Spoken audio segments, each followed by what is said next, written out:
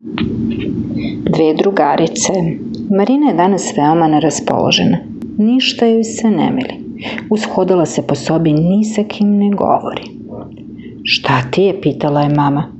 Ništa mi nije. Hajde, obriži prašinu. Hoću, rekla je Marina bezvoljno. Tete, govori šta je se sa tobom događa, ljutnula se mama.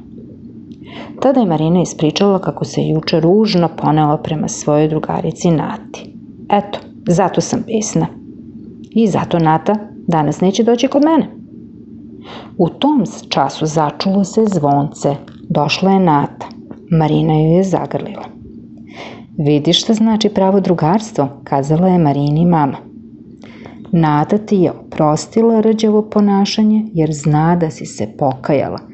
Tako rade prave drugarice.